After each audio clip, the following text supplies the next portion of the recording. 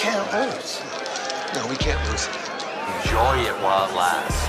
Gambling gods, fickle bunch. Oh yeah, so easily affected. We have a shooter and a good one coming out for a new point. Get your bets down, ladies and gentlemen. He's a rolling point is 9, place 9, 9 a winner. Got a hot hand. Place your bets, ladies and gentlemen. They bet on absolutely anything. Don't make them prove. I also had Stuttgart top 4 at 80 to 1, an even bigger hit than that. You're tuned in to Gambling with Good JuJu. Welcome in, everybody, to Gambling with Good JuJu, the show with more nutmegs than Boxing Day in England. Before we kick things off, do us a favor and head on over to YouTube or your favorite podcast platform and give us a like, follow, subscribe, all those buttons to let them know you appreciate what we're doing. Isn't Boxing Day in November? Dude, it's the day after Christmas. Oh. And every European soccer team or every big team plays in England. Oh, on that day? Yeah. All right, I get the connection we now. got Sorry. more nutmegs. Sorry. There's a lot of nutmegs on Boxing Day, dude. I'm just saying. Where was I? I don't know. All right. All those buttons to let them know you appreciate what we're doing. If you are next level, then drop a comment for us. We can be found on the socials at Good JuJuuuuuuuuu. And if you really like us, then head on over to goodjujuubets.net, click on the merch shop, and show your support. While there, leave us a voicemail with any questions, comments, or hot take cities. Your voicemail will be read on the show. Until we get so big, we get a ton of them. That is going to happen, folks. Any year now. So let's get those questions in while you still can. On this week's episode, we're talking with our newest friend of the show, Nate. Nate is co-host of the soccer podcast Double Chance, along with friend of the show and host of the Better Life 2.0, I think now. Yeah, I think so. Tim Lawson. As of last reporting, their show is up just under 30 units on the year. In addition to their podcast, you can find Nate on the socials at Natrone Bets. Nate, welcome into the show. Thanks for having me, boys. And I loved what you did there at the start. I was all over that. More nutmegs than Boxing Day. So yes, Boxing Day, December 26th. Now, do you know why it's called Boxing Day? Nope. I will say this. At one time in my life, I'm pretty sure I did. So when you say this, I think I'm going to know. It's still observed over in England and maybe other parts of Europe, but it was the day that everybody gave the mail people their gifts the day after Christmas. So they called it Boxing Day because they would get their boxes from their, postal routes. And so that's where that term comes from. And it's a huge holiday, as you said, in England. And yes, lots of soccer played on that day. And usually if it falls on like a Monday, everyone will play anyway, but then they'll play like on Thursday the week before, just so they get 2 games in that week. It's just kind of cool. But anyway, now we've nerded out for everybody. Hopefully we didn't lose anyone yet. I will admit, I never learned it. I had no idea that Boxing Day was any of those things. Let's kick things off by talking a little bit about the why of your soccer betting passion.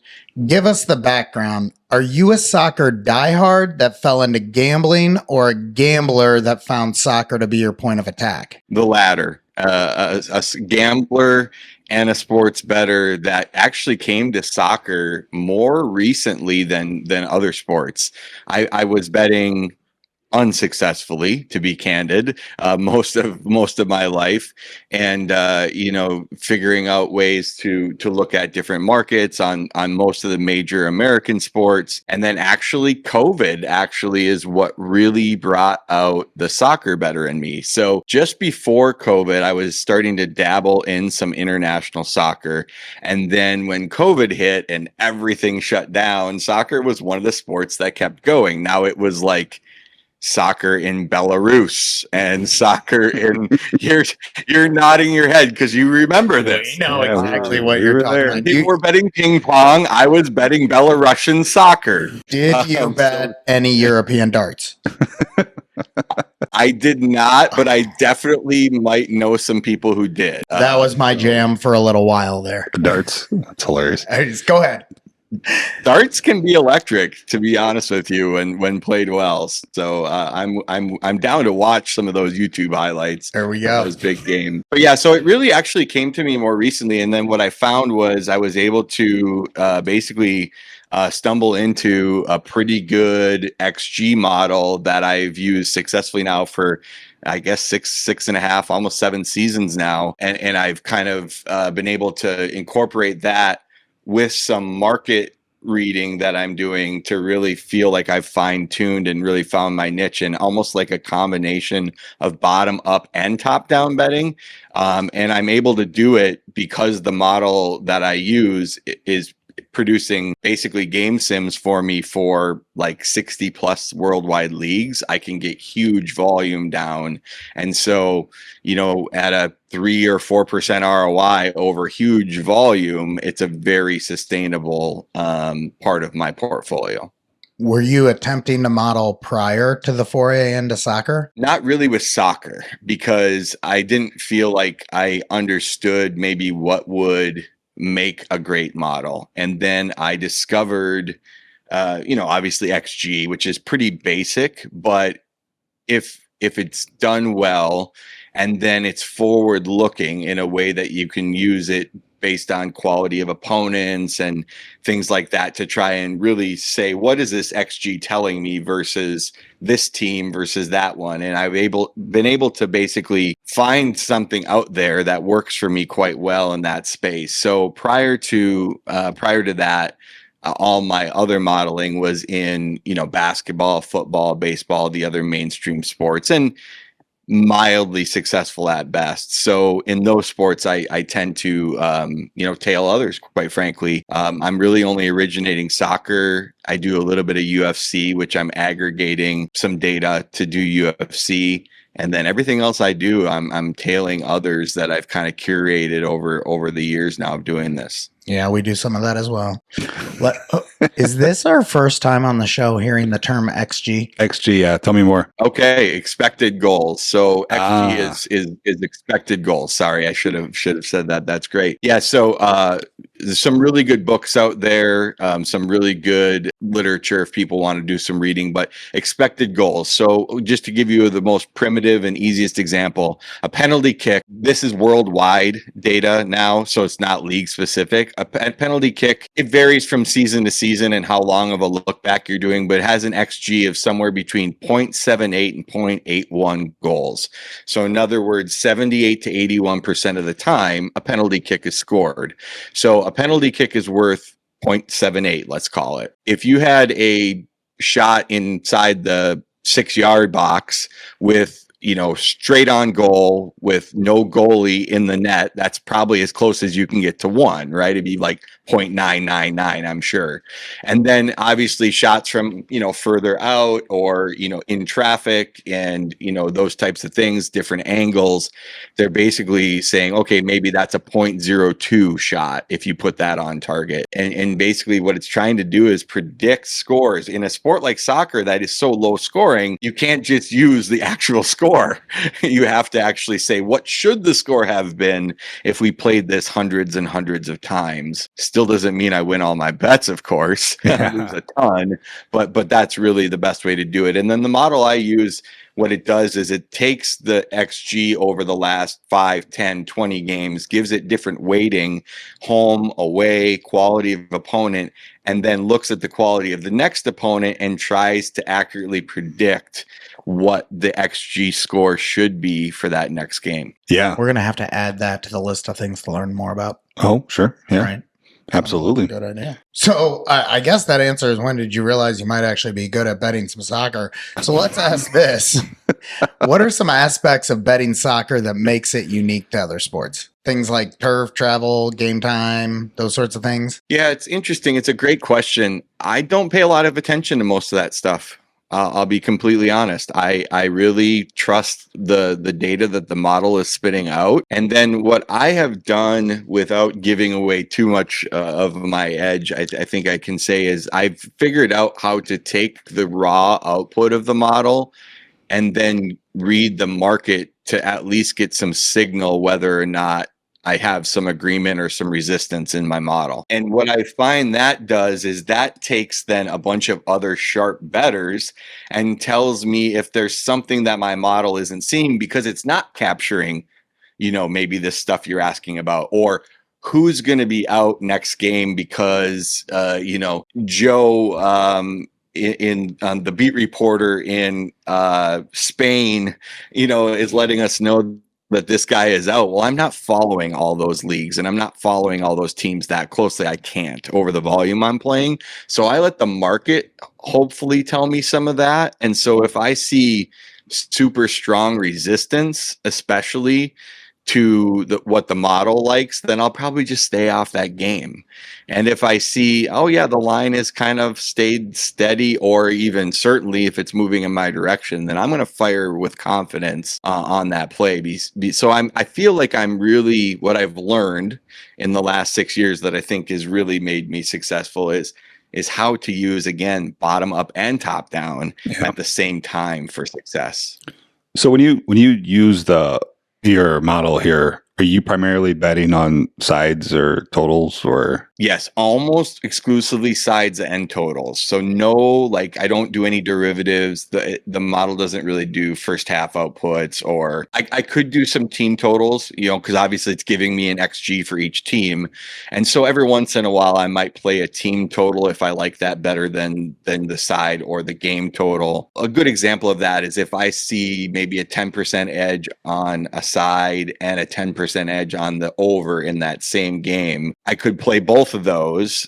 And then if I'm right, I could hit both. But if I'm wrong, I could also miss both. What I might do in some of those scenarios is I might just play the team total over because it's kind of incorporating both of those angles at the same time. And then I've only got one exposure to the game, if that makes sense. Yeah. So it really depends how strong the lean is from the model. If it's really strong, I'll probably just play both of them, to be honest with you. But if it's kind of like a mild signal on both, then I might play like a team total. But I'm pretty much playing sides and totals. Do you have any favorite markets out of those? Yeah, I've found over time that the sides are a little stronger than the totals. Not significantly, not enough that I've stopped playing totals or anything like that. But my edge on sides is about 1% higher than my edge on totals. And I think some of that is because, like most sports, the public and the market likes to bet overs.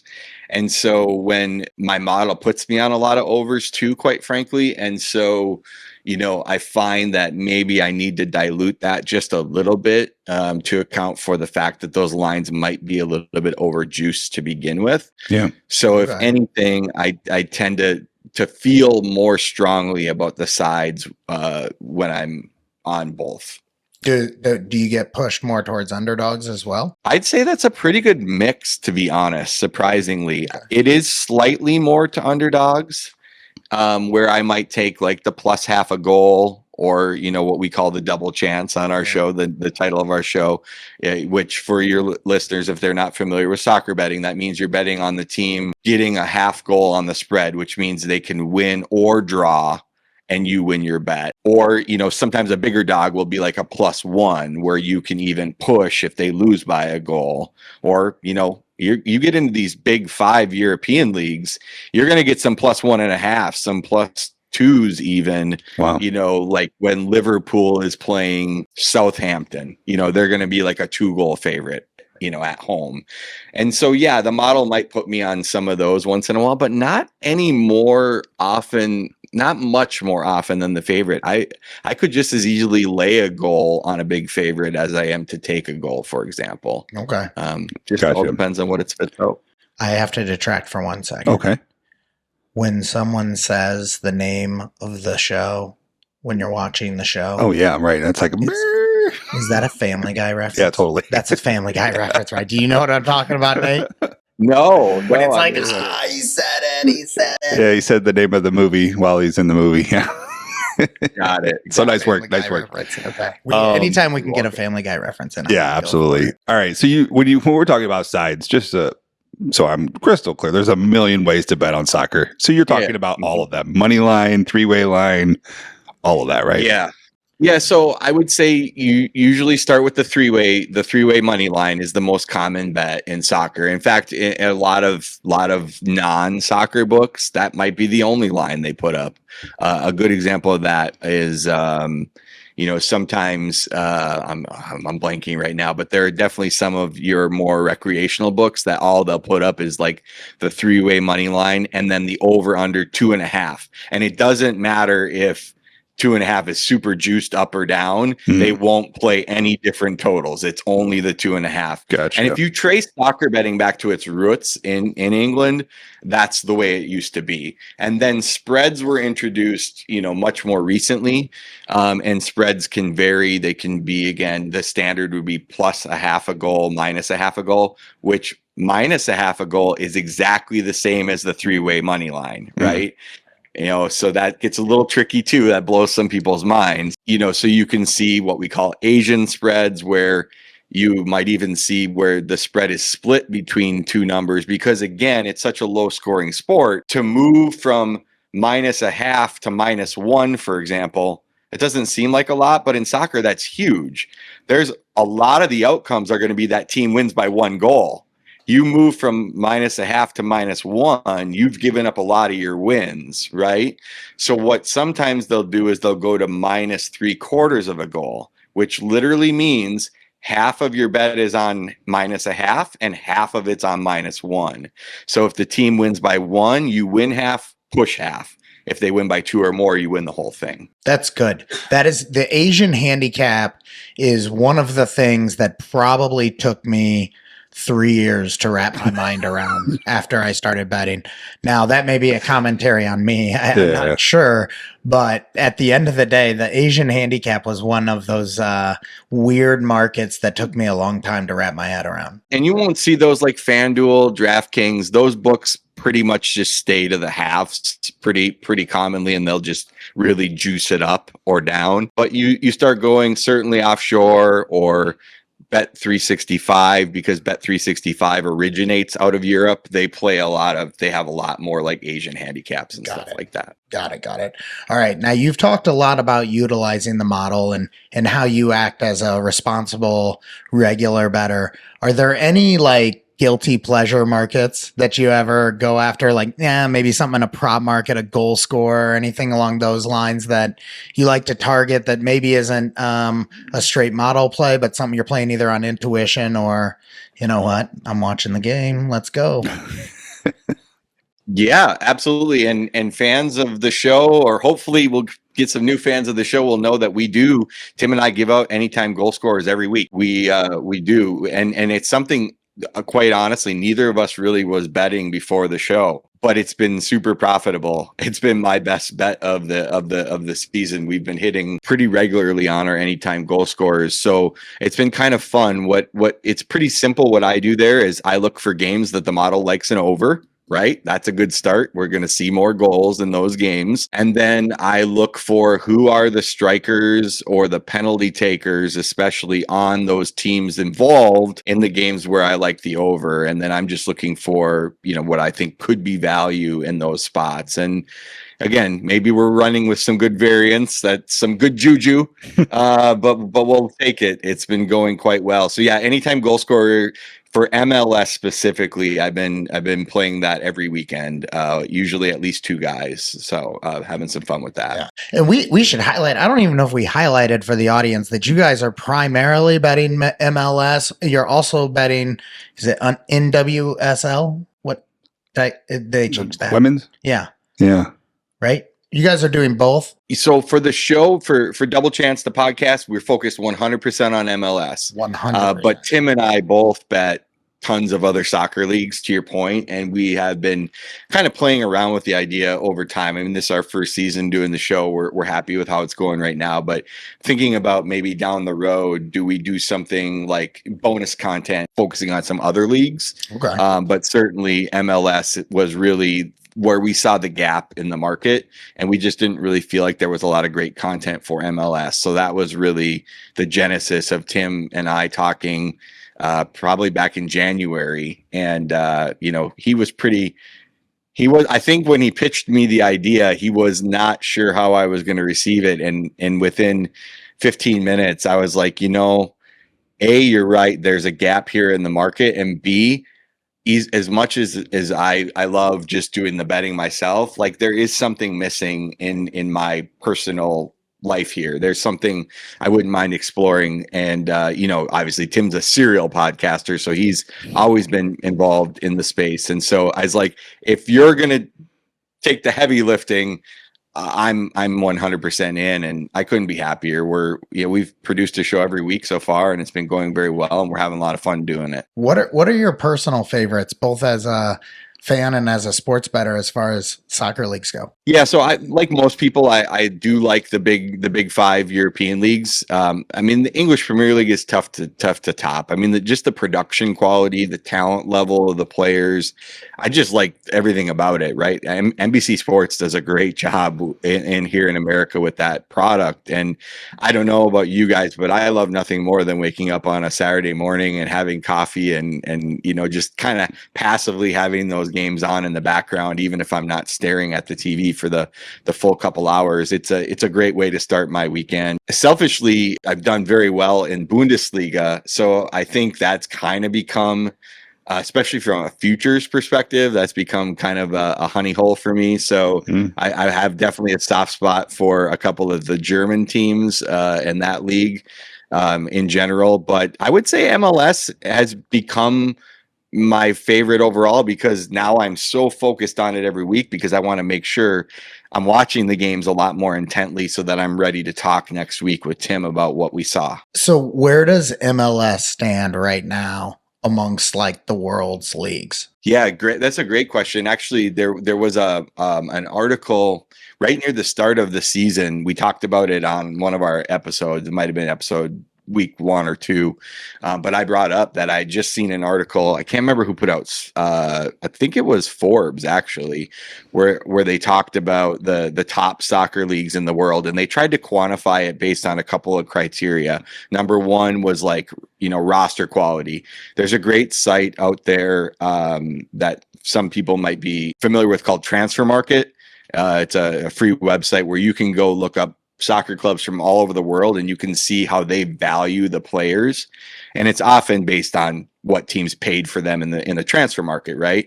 And so they used like roster value as one of the metrics that would obviously say what leagues are best, but then there were other things as well, TV contracts, etc. And MLS was 8th worldwide, which is way up from where it was like 3 to 5 years ago. Wow. It was barely a top 15 league, I'd say probably 8-9 years ago. Now it's in the top 10 pretty comfortably. And then interestingly enough, Sportico just released their franchise values for worldwide soccer clubs. And don't quote me on the number because I don't have it in front of me, but I want to say now like 10 of the top 30 in the world are MLS teams, something like that. It was a big number because with the franchise fees that they're charging now for these expansion clubs, and with LA and Miami, and both LA teams and Miami becoming quite good and getting, Messi and other great players on their roster, outside of some of those name brands from England and Spain, MLS now has some of the wealthiest clubs in the world. So actually it's quite growing. And it's an exciting time to be an American soccer fan. So who's the Yankees, the Cowboys? Who's the premier MLS team that everyone wants to hate? Yeah, I would say if you go historically, it's the LA Galaxy. They've won the most titles, including last year. They won, which had been a long time till they won last year. But if you go back to the beginning of the league in the 90s, they were a dominant force. It was them at or near the top quite often. They had David Beckham back in the day. That certainly helped. And they've always done a good job of bringing in some of those big stars. They had Zlatan Ibrahimovic a few years ago, and he was really good. They've got a younger Spanish star, Ricky Puig, right now, who led them to the title last year. But they've fallen on hard times this year. They're actually the worst team in the league right now through 15 match days. But I would say legacy wise, they're it. But of the modern era, if you're just going back maybe the last like 5 to 7 years, LAFC, the other LA team, which is a newcomer to the league, has kind of become I would say the media darlings and the Kings, and they've got a lot of celebrities that own them. So there's a lot of money behind that club. Will Ferrell's a part owner. There's several others that are owners of that club. And then now most recently Inter Miami, because Beckham owns that team and is the president, and he brought Messi over, and obviously he's got the GOAT. So it's pretty hard to argue with the GOAT. All right. You brought up celebrities. It popped into my head. What do you think of the Wrexham project? I think it's really cool. It's really cool, to be honest with you. I mean, I know it makes it a lot easier when you start with money, right? And those two gentlemen obviously bring a lot of money to the table. And at the level they started at when they were in England League 2, which is 4th level English soccer, they just got promoted to 2nd level this season. So they're one rung below the Premier League now. But when they started in the 4th level, the money that those two guys were worth even individually was more than almost any club owners in that league, to be honest with you. But now they're competing with big money. And so it'll be interesting to see, and they've been bringing on investors all along the way, of course. But it's a really cool story. And you didn't ask this question, but just recently, they call it the richest football game in the world, was just played last weekend between Sheffield United and Sunderland. That's the promotion game to go from the 2nd tier England Championship to the Premier League. Yes. Rumors is that's worth about 220 million pounds. And pounds are more than dollars. So I think that's like $300 or $400 million, if I'm not mistaken. That's basically what they were playing for last Saturday. And Sunderland came from behind to win that game 2-1. The reason I bring that up is Sunderland Till I Die was the documentary that hooked me on soccer during COVID, because that was on Netflix way before the Wrexham project. And if you haven't seen that before, go back and watch it. Sunderland Till I Die. It talks about the fall of their club from the Premier League down the table, and now they've worked their way back up the table. And so actually in the moment, I was actually on Sheffield United, so I lost money on the deal, but I literally texted my partner and I said, I'm pretty happy for Sunderland right now. That's a really cool story. And their fans are like blue collar, just dyed in the wool English. It's an industrial town. It's just a really cool story. So yeah, Wrexham, Sunderland, any of these things, the whole promotion relegation thing is so romantic, to be honest with you. We need it for college sports. Yeah. The SEC just announced today that they're seceding from the union. So I think we got it for college sports.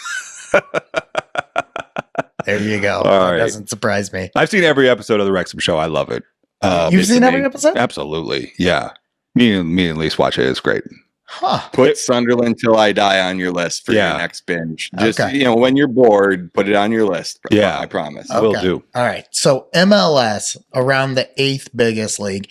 Big, but still as far as like betting into sports leagues, it's a smaller league overall. Is this helpful, or is this a hindrance, or does it not really matter? For me as a bettor, it's probably a little more of a hindrance, just because I can't get all the liquidity I want as easily as I'd like. I play at some pretty big books, and, even those pretty big books that will take, 5, 10, 20,000 on an NFL game, they're taking 500 from me if I'm lucky on MLS. Then, and early week, they're probably taking 250, so as I've scaled up my portfolio, I may have to layer in bets at multiple books to get my fill, for example. So that's probably the downside to it being a little smaller, market. The upside is there's less competition in the market, right? Tim and I joke about this a lot, and there's tons of other really good MLS bettors. In fact, we've had some guests on our show this year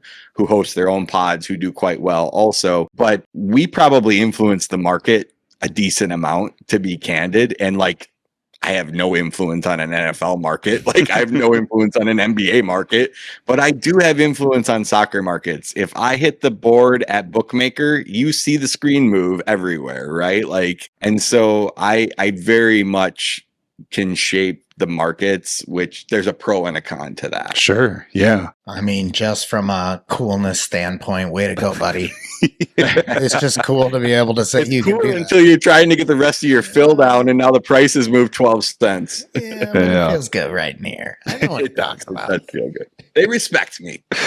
Respect. Put some Very respect nice. on it. Very nice. That's a respect on it. Okay. All right.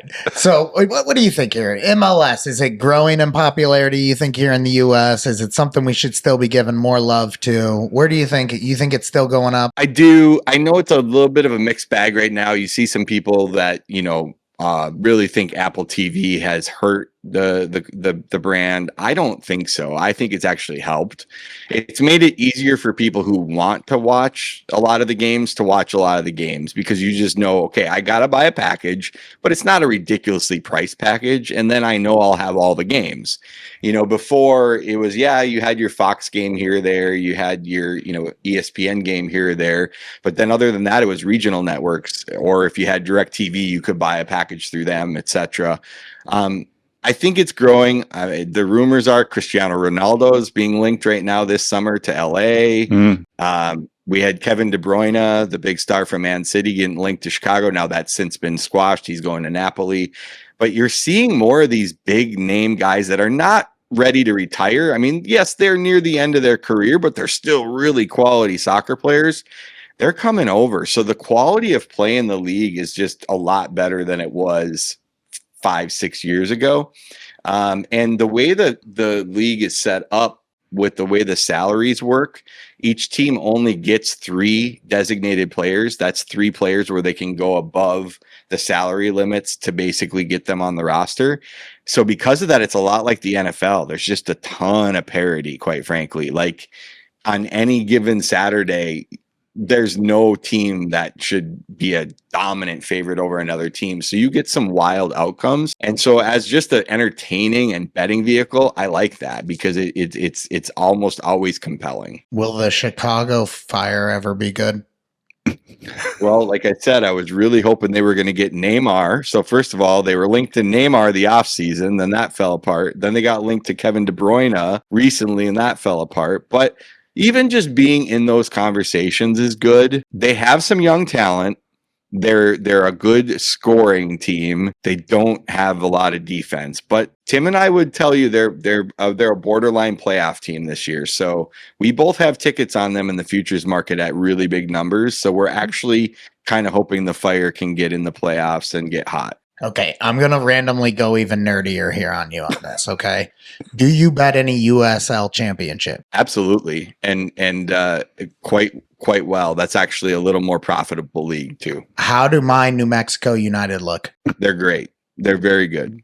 Yeah. Very good. I think they're power ranked right now 3rd or 4th in the league. Charleston Battery is probably the team to beat this year from the Eastern Conference. And then Louisville City, who's always really good. And then I would say out west, it's New Mexico. And who else is up there? I think it's New Mexico's to lose potentially. San Antonio is pretty good, but they've kind of fallen off a little bit lately. Yeah, I think New Mexico United's got a shot to make a run again this year. And when does the season run through at that level? It's pretty similar to MLS, where it wraps up in November-ish. Okay. So we got time. November. We got time still for some futures. That was the number one league I watched and followed when other sports weren't happening. I don't keep up with it nearly as well lately, but when I remember, I will watch a New Mexico United game. Yeah, and ESPN Plus has done that league wonders, and now they have, so most of their games are on ESPN Plus, and then they actually have a package now with CBS too, and they're getting like CBS Sports Network is carrying a game most weeks now on the main CBS Sports Network, and then they're getting some streaming on Paramount Plus. So USL is another league that's picking up, and again, I could go extra nerdy, but like that league just announced recently that they're going to move to Tier 1, and they're actually going to be a rival for the MLS. So both of those leagues in a couple of years will technically be on the same level of the pyramid in the US.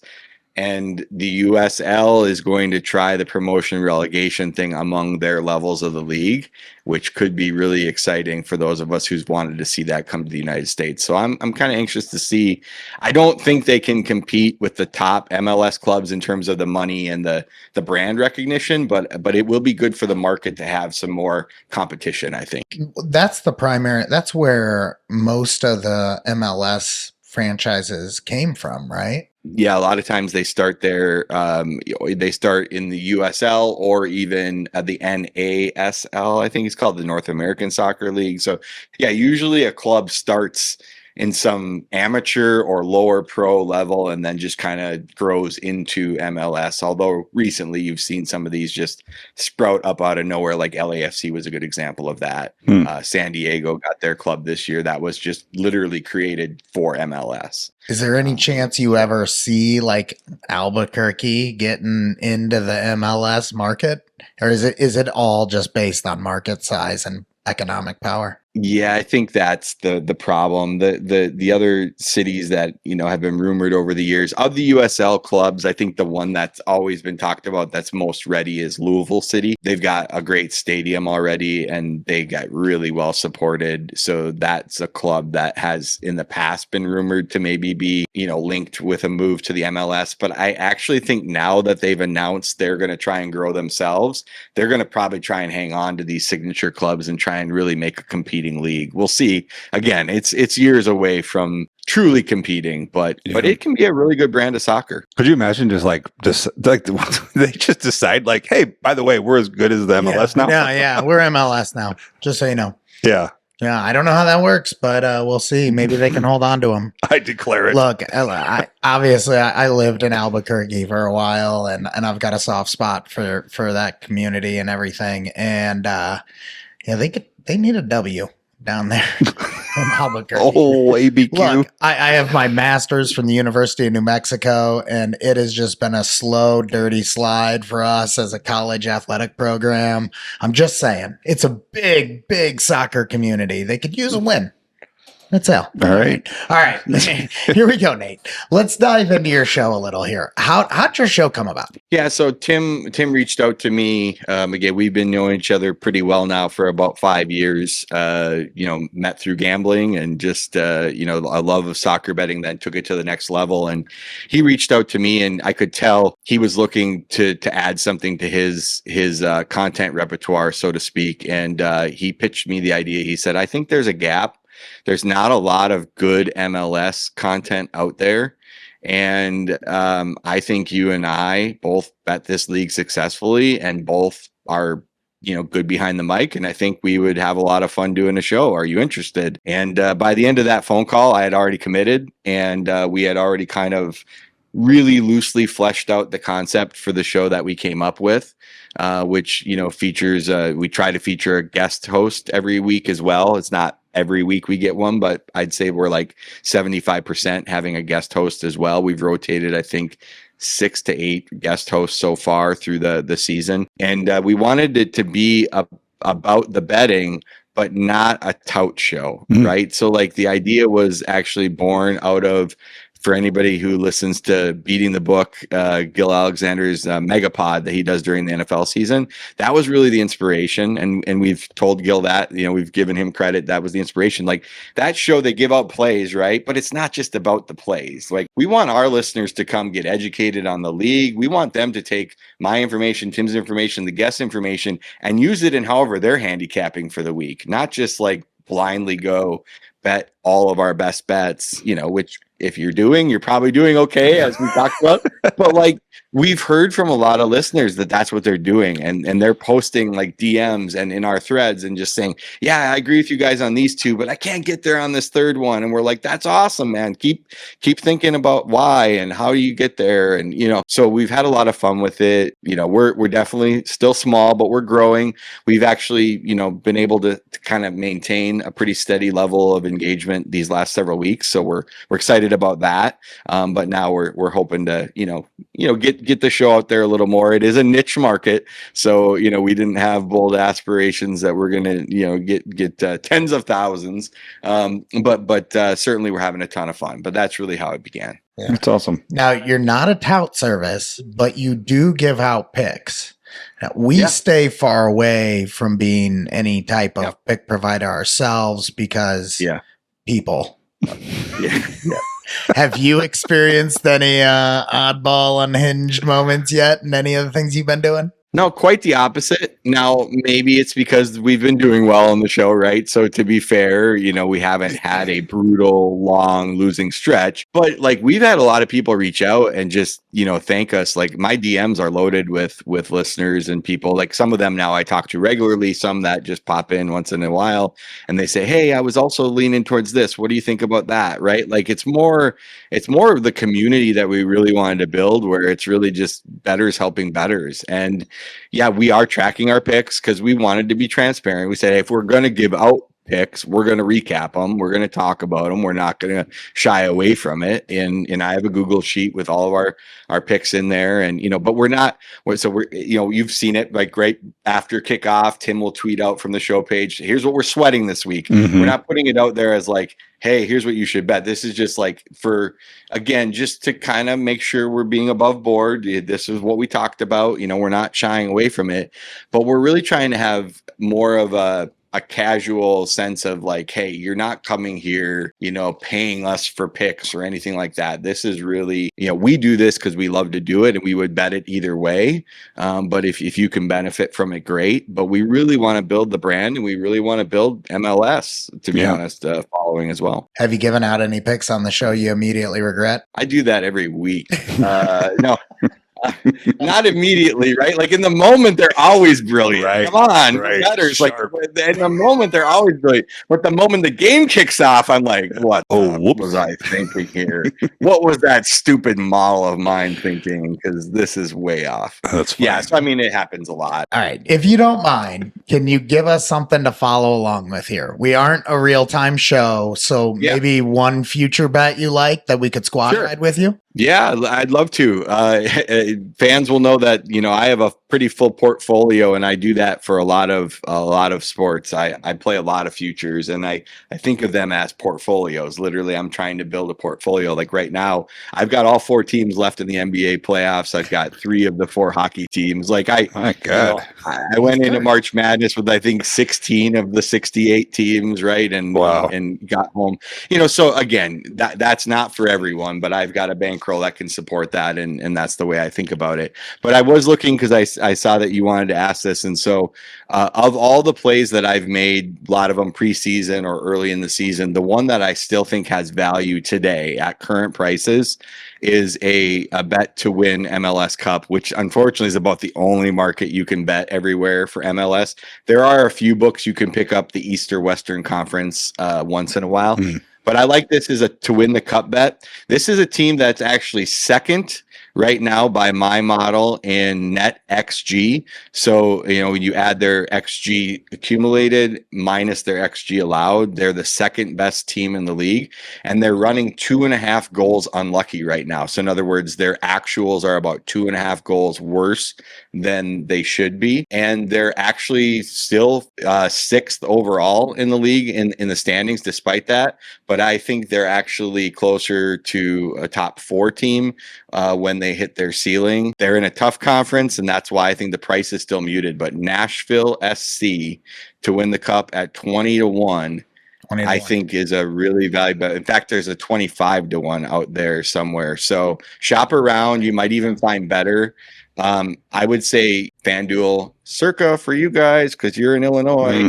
Circa almost always has a little bit better futures odds because they have a lower hold in their futures pool. So I bet a lot of my futures at Circa. I'll make the drive down. They know me very well across the border, and I will make a lot of my futures at Circa. So you might even get better than 25, but I was seeing 20s and 25s pretty readily just an hour ago. I think Nashville's got a real puncher's chance. Now, Miami's there, Cincinnati's there, Columbus is there. That's why they're still 20-1. But honestly, if you go by their form and their metrics, they're every bit the equals or better than those teams right now. And they've got two guys who can put the ball in the net. MLS, weird things happen because the playoffs are more American style, right? You have a bracket and you move. It's not, and it's one game, one game and you're done once you get to the second round and beyond. So I would say if you're looking to just have a ride along play, I think Nashville SC would be my recommendation. I'm down. Yep. I'm down for all you had to say was 20-1. Right.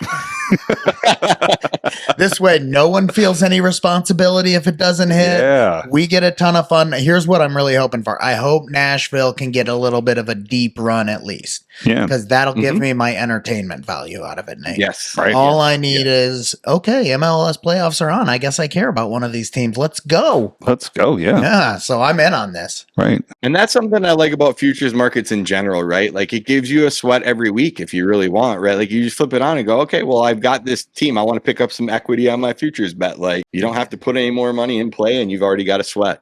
I feel pretty bad about my Carolina Hurricanes right now. I'll tell you that. Me They're too. down 3 games Me to too, 1. friend. That is one that I was holding out hope. That was my hope for the Soul NHL. survivor? Well, no, yeah, I had a few, and that was the only one left Mhm. because I'm not good at it. Anyway.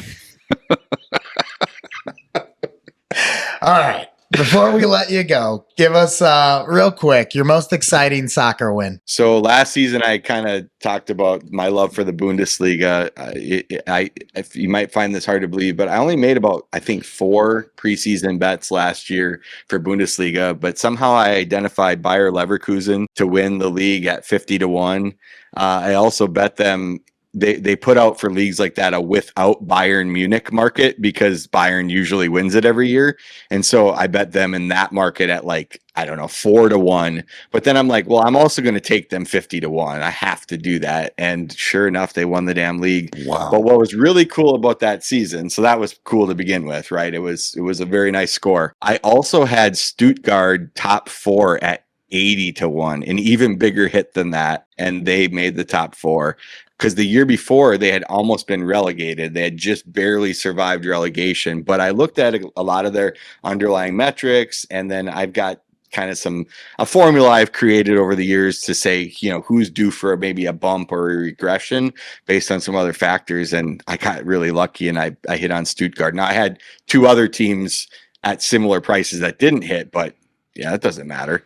So last year in Germany alone, I hit an 80-1 and a 50-1. Wow. Now we know why he told us Bundesliga was his favorite. Yeah, no kidding. Yeah, that Jeez. explains it. Any heartbreaking moments? And why my accounts got limited where those were placed. Yes. That too. At least I took them for good money. Yeah, no kidding.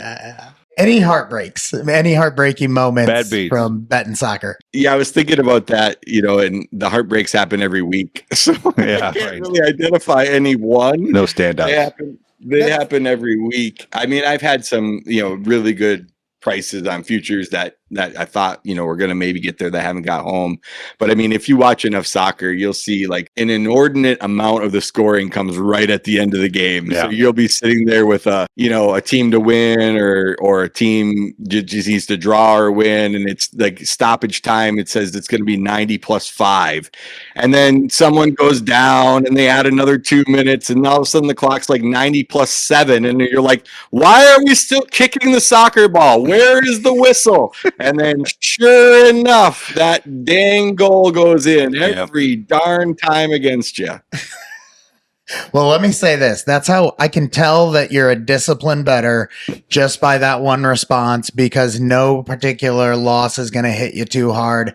That's kind of the hallmark that I would look for, like for us, one loss is going to get us down too much because Okay. we're betting reasonable amounts on every one. I've gotten so good at losing. Yeah. Amen. All right. Before we let you go, last question here. You like hitting the casino, I believe, based on a little back and forth we've had previously. What's your favorite game at the casino? It's got to be craps. I'm a craps boy. Unfortunately, I still have a little gamble in me, so I'm disciplined as a sports bettor. The undisciplined part of my gamble comes at the casino. But honestly, craps is it's a little bit of a passion game, and I just love everything about it. I like the mechanics of the game. I just like the having the chips and interplay with the dealers and other players. And I just really revel in my opportunities, when they come to go throw dice with people. So hopefully I'll get a chance to do that with the two of you at some point here. I know we talked a little bit about it. I have made it down your way a time or two. It's been a while now, but we'll have to make it happen at some point here. That would be If fantastic. you make it down, you absolutely have to let us know.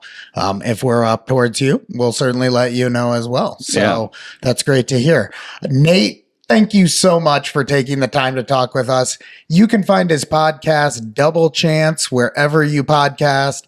Check him out on the socials at Natrone Bets. He's a friendly guy. I'm sure he's happy to talk with you. That's going to do it for this week, folks. Good juju to your bets, and we'll talk again soon.